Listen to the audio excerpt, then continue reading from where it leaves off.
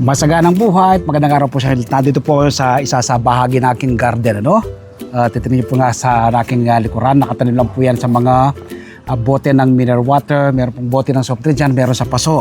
Pero ito nga sa aking harapan ngayon, sako, no? At ang itinanim po natin dito ay sili, no? Ito po gagawin ko mga binhi, no? Kaya po pinagulang ko yung kanyang bunga. Ang ganda pong tingnan, di po ba? Ayan. Grabe. Ayan po. No? Paikutan ko po ha. Ayan. So nakatalim po yan sa sako.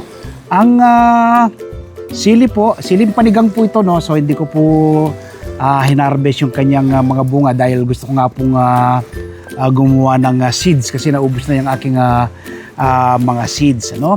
So ibabahagi ko po muna ngayon sa inyo kung paano ba yung pagtatanim itong sili na ganito. Una, kung wala ka pang seeds na magagamit, meron po kayong mabibili nito ng seeds sa SM Supermarket, sa Shopwise, sa Ace Hardware, sa mga plant nursery, no? Mga certified seeds po na pwede nyong bilhin, East-West Seeds, Ramgo Seeds, o kaya nang po yung Farm Fresh Seeds, no? Tapos yung lupa po na aking ginamit, makikita po nyo yung lupa nating ginamit dito ay buhaghag, no? Ang component po nito, 60% ay lupa, na buhaghag na lupa, 20% ay vermicast, another 20% ay kukupit. Yung vermicast po, yun po yung kanyang natural na pataba, no? Tapos habang lumalaki po yung ating halaman, nagdadagdag lang po ako ng vermicast. Nang sa ganon, masustain po yung kanyang ganda at kanyang lusog. Kasi pag hindi nyo po nabigyan uli ng vermicast, ano po siya hindi po siya gaganda, hindi niya masustain, no? Dahil yung nutrients na una mong ibinigay, makakain na niya. So dapat hanggang lumalaki siya, at lalo kapag nagbubunga na siya, ay dapat magdadagdag po kayo ng vermicast. Kapag malapit na po yung kanyang flowering stage, makikita nyo na po may mga mamumuong dyan na maliliit na buko na magsisilbing flower. Magdidilig naman po kayo ng binabad na balat ng saging. So, tapos mag-spray din po kayo ng fermented fruit juice. Nang sa ganon, lahat ng may pa-flower, matutuloy lahat into bunga. So, ganoon lang po kasimple at kadali yung pag-aalaga ng siling panigang. Kita po ninyo, no? Grabe.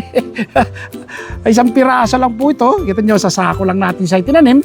Pero makikita nyo po yung kanyang mga bunga. Napaka rami po, no? Yan. Mula po dito sa ilalim, di ba? Tapos sa taas. Ikutan po natin yan. Tingnan nyo po. Diba? Kasama po ng iba kong mga halaman dyan sa ating garden. Yan po yung ating garden. Nakita nyo po, sa mga bote lang po yan ng mineral water, bote ng may bote ng soft drinks, no? Yan. So yan ang po dito po ay sa sako. Ganda, di po ba? Yan. So yung ko pong mga tanim, yan po sila, oh. Yan. So magtanim din po kayo tulad ng aking ginagawang pagtatanim ng ganito. Yan. So yun po yung ginagawa natin, ano? Kaya naman po lahat ng naipa-flower, natutuloy lahat into bunga, no? So sana nakapag-share naman ako ng panibagong kaalaman at impormasyon ngayong araw na ito. Kung may natutunan po kayo, i-share nyo po sa inyong mga kaibigan, sa inyong mga kamag-anak itong ating video tutorial na ito. Nang sa ganoon, marami po tayong maabot at patulungan na ating mga kababayan, no? Palagi ko pong sinasabi, food security starts at home. Ngayon po, lahat nagtataasa ng presyo ng pangunahing bilhin sa merkado, no?